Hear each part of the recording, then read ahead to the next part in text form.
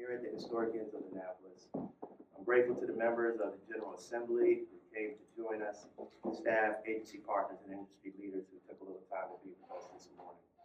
By way of brief introduction, in addition to my service in the Maryland Senate, I serve on the state's Joint Committee for Cyber, IT, and Biotech. I'm an IT consultant supporting NSA in the area of supply chain risk management at this time. And I also serve as the Prince George's County Liaison for Advanced and Emerging Technology. And so in that role, and as a legislator, my focus is ensuring that Maryland is not only aware of emerging technologies, but is actively and responsibly integrating them into how government operates. That commitment is especially relevant today.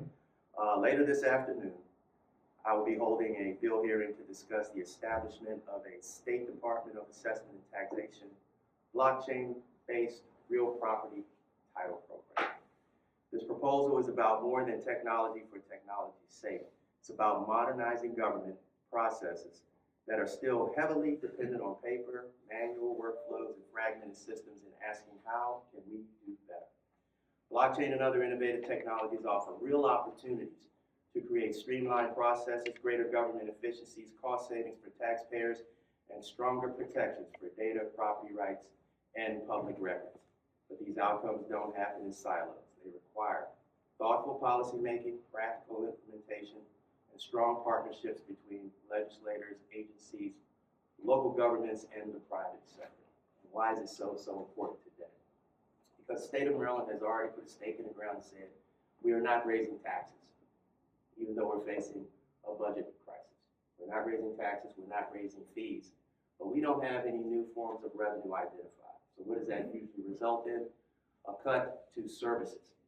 But how can we offset that? By creating efficiencies in the way we operate, the way the government does its thing. So this is why gatherings like this is so important. Today's breakfast is designed to be collaborative, an opportunity to exchange ideas, surface challenges, and identify where innovation can responsibly support our public sector goals.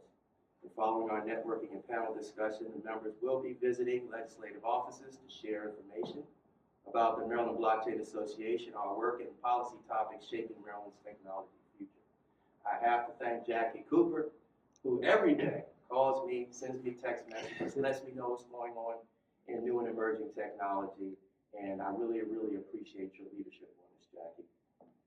Advancing emerging technology in government is not about abandoning oversight or accountability. It's about moving beyond outdated methods and truly exploiting the tools available to us today to serve residents more effectively.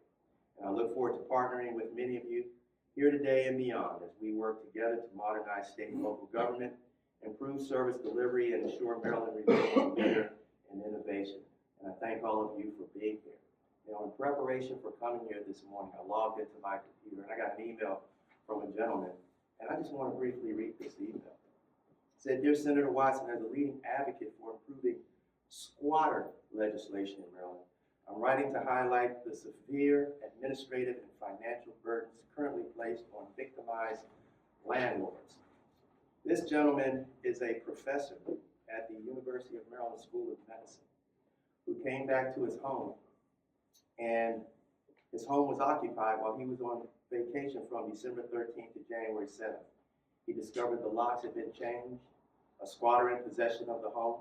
The occupant presented a fraudulent lease to the police, who then treated the matter as a civil dispute, effectively barring him from his own property. That occupant provided a name and address that was later discovered to be false. The name belonged to an active duty Navy member, while the occupant claimed to be a nursing student. The misinformation has severely stalled his legal recourse. He's been forced to amend court filings multiple times and pay additional fees. Furthermore, due to the false identity of the active military status, his case may be postponed for 90 days, forcing him to remain in temporary housing at his own expense. He goes on to list the issues with what we tried to do was to speed the process for folks to get their property back. It's called wrongful detainer, which means you have to go through the court system. And he has some pieces on here for example, police accountability. When they came to the house, they saw the broken window. They saw that the door was jimmied, but did nothing and did not file a report, on those pieces, right? Landlords have little power to verify the true identity of squatters, and the system should not penalize, the victims for misinformation that's provided by illegal occupants. And so we're working on that, which is why the bill that I'm working on this afternoon, and I've talked to some of you earlier while we were chatting, I wanted to do a pilot. Much like Baltimore City has done, when they started looking at putting their real property in the blockchain registry, it started off with 14,000 properties. They're now over 286,000 that are now in the ledger, okay? And if you're going to do redevelopment in the city and you're talking about, redeveloping whole city blocks, you better be able to find each and every owner of those properties. And you can do that if you have a ledger that makes sense, okay?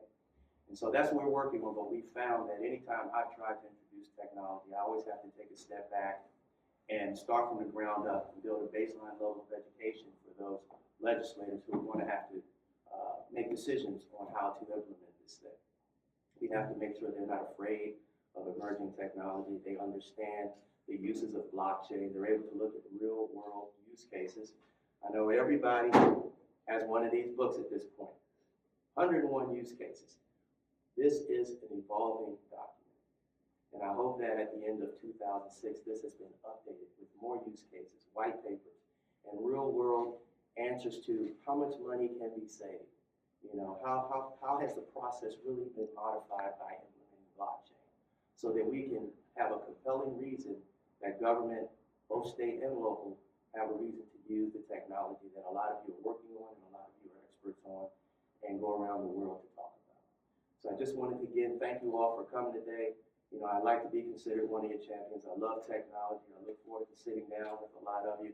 If it's for a cocktail or a cigar, as long as we can talk technology a little bit, get to know each other, and see how we can move forward together to really advance emerging technology in America.